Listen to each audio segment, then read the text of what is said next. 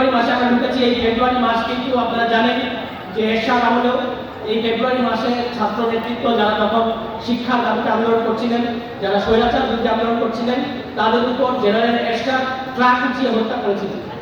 এবং সেই ফেব্রুয়ারি মাসে আমরা আছি, এরশাদের বিরুদ্ধে আমরা সংগ্রাম করেছি। এরশাদের বিরুদ্ধে দেশের ছাত্র সমাজ, রাজনৈতিক দল সবাই মিলে এরশাদকে পতন ঘটিয়েছে, কিন্তু নির্মম পরিহাস হচ্ছে এই রাজনৈতিক দলগুলো এরশাদকে আবার ক্ষমতায় বসিয়েছে।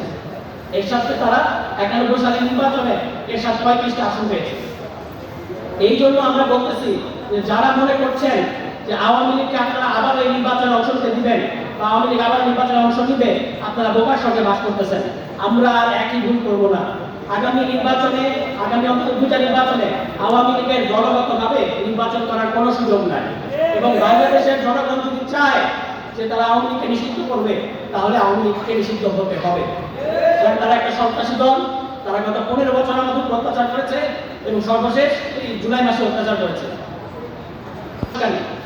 যে যখনই ছাত্রদের একটা রাজনৈতিক দল আসবে, এই ঘোষণা এসেছে, তখনই দিল্লি তো ইতিমধ্যেই ভয়ে কম্পমান। তারা বুঝতে পারে যে এই নতুন যে দলটা আসবে সেটা বিপদটা কোথায়।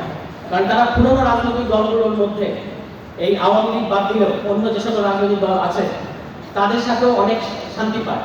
কিন্তু ছাত্ররা, বিপ্লবী ছাত্ররা, যারা আধিপত্যবাদ বিরোধী, যারা ভারতীয় হস্তক্ষেপ বিরোধী, যারা সার্বভৌমত্বের পক্ষে, সেই বিপ্লবী ছাত্ররা যখন ঘোষণা দিয়েছেন যে তারা একটা রাজনৈতিক দল করবেন, তখনই দিল্লির মাথা নষ্ট হয়ে গেছে।